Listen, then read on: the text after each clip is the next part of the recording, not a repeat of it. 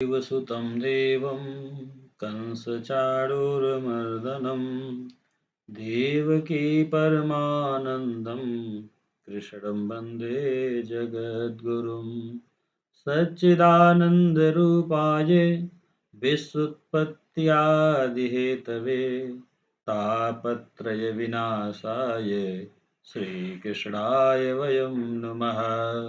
श्रीगुरुचरणकमलेभ्यो नमः। कृष्णेति नामानि च निसरन्ति रात्रिन्दवङ्गे प्रतिरोमकूपात् यस्यार्जुनस्य प्रतितं सुगीते न नाम्नो महिमा भवेत् किम। भक्तों, आज हम सभी गीता में भगवान नाम की जो महिमा बताई गई है इसके बारे में चर्चा करते हैं। नाम और नामी में अर्थात भगवन नाम और भगवान में अभेद है, अतः दोनों के स्मरण का एक ही महात्म्य है। भगवन नाम तीन तरह से लिया जाता है। मन से नाम का स्मरण होता है, जिसका वर्णन भगवान ने गीता में कहा है, यो माम स्मरत नित्यसः पदों से किया गया है। वाणी से भी कहा गया है। वाणी से नाम का जप होता है, जिसे भगवान ने यज्ञानाम जप यज्ञो अस्मि गीता में कहा है। पदों से अपना स्वरूप बताया है। कंठ से भी बताया है, कंठ से कैसे जप करेंगे। कंठ से जोर से उच्चारण करके कीर्तन किया जाता है, जिसका वर्णन भगवान ने कीर्तयन्तः गीता में कहा है। गीता में भगवान ने ओम, तत् और सत ये तीन परमात्मा के नाम बताए हैं। ओम तत्सदिति निर्देशो ब्राह्मण स्त्रिविधा स्मृतः। प्रणव ओंकार को भगवान अपना स्वरूप बताए हैं। प्रणवः सर्ववेदेषु गिरामस्यमेकक्षरम्। भगवान कहते हैं कि जो मनुष्य ओम इस एक अक्षर प्रणव का उच्चारण करके और मेरा स्मरण करके शरीर छोड़कर जाता है, वह परम गति को प्राप्त होता है। मित्रों, अर्जुन ने विराट रूप में भगवान की स्तुति करते हुए नाम की महिमा कही है। जैसे हे प्रभु, उन्होंने कई बार कहा है। कई देवता भयभीत होकर हाथ जोड़े हुए आपके नाम आदि का कीर्तन कर रहे हैं। हे अंतर्यामी, भगवान आपके नाम आदि का कीर्तन करने से यह संपूर्ण जगत हर्षित हो रहा है और अनुराग प्रेम को प्राप्त हो रहा है। आपके नाम आदि के कीर्तन से भयभीत होकर राक्षस लोग दसों दिशाओं में भागते हुए जा रहे हैं और संपूर्ण सिद्धगण आपको नमस्कार कह रहे हैं। यह सब उचित ही है। ऐसा अर्जुन ने गीता में भगवान की स्तुति करते समय कहा है।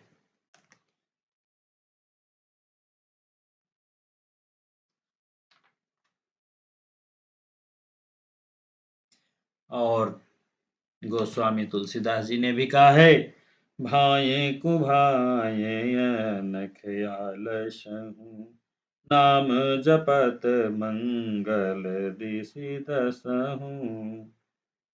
भगवान का नाम संकेत, परिहास, अवहेलना आदि किसी भी प्रकार से लिया जाए, वह पापों का नाश करता ही है। भगवान ने अपने नाम के विषय में स्वयं कहा है कि जो जीव श्रद्धा से अथवा अवहेलना से भी मेरा नाम लेता है, उनका सदा मेरे हृदय में निवास रहता है। श्रद्धया हेलया नाम रटन्ति मम जन्तवः, तेषां नाम सदा पार्थ वर्तते हृदये मम। भगवान ने कहा कि जो मेरे नाम को श्रद्धा से अथवा अवमानना से भी स्मरण करता है, उसका नाम जो है मेरे हृदय में रहता है।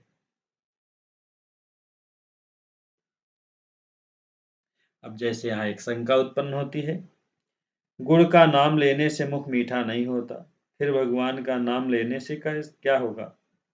तो इसका समाधान यह समझ लीजिए,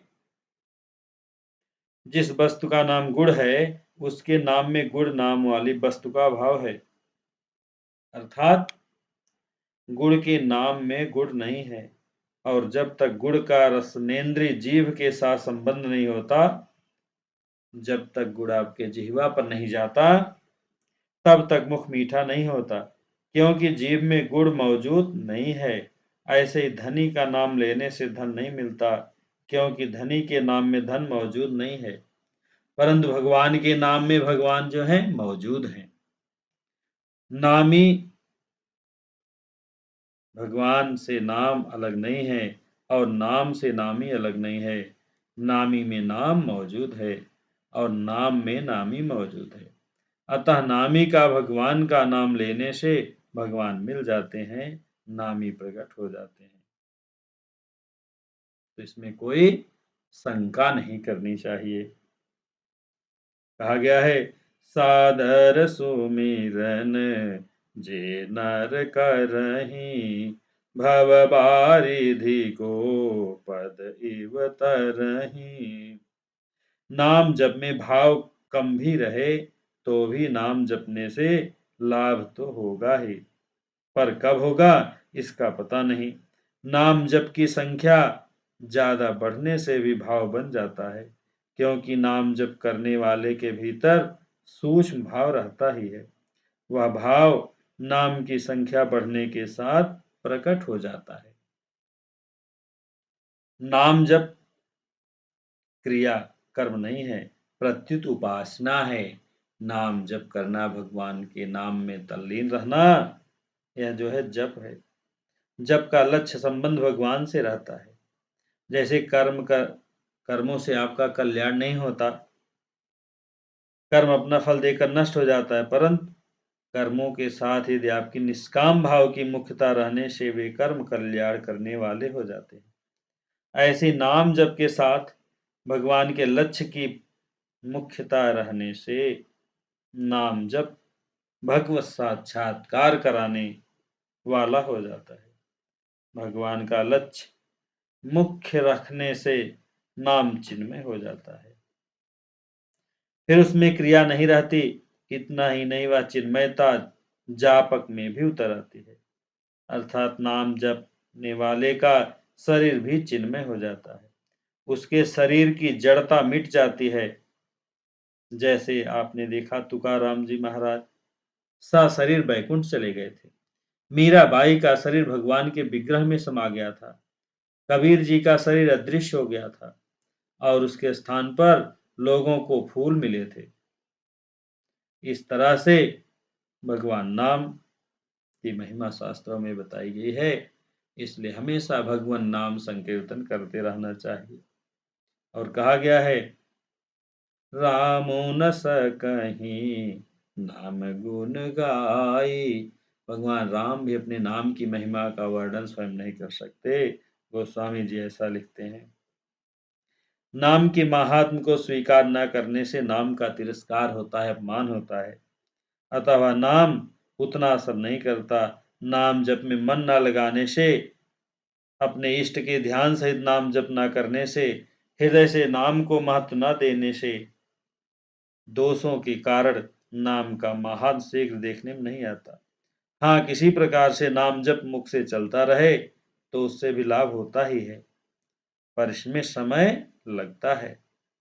मन लगे चाहे ना लगे, पर नाम जप निरंतर चलता रहे, कभी छूटे नहीं, तो नाम महाराज की कृपा से सब काम हो जाएगा, अर्थात मन लगने लग जाएगा, नाम पर श्रद्धा विश्वास भी हो जाएंगे, आदि आदि।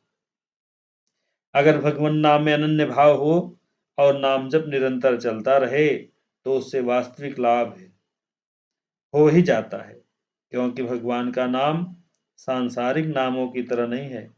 भगवान का नाम चिन्मय है, अतः उनका नाम भी चिन्मय चेतन है।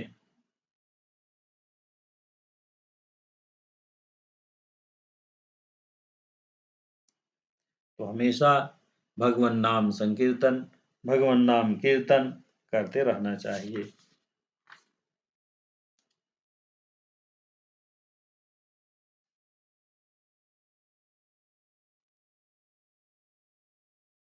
बोले सच्चिदानंद भगवान की जय हो।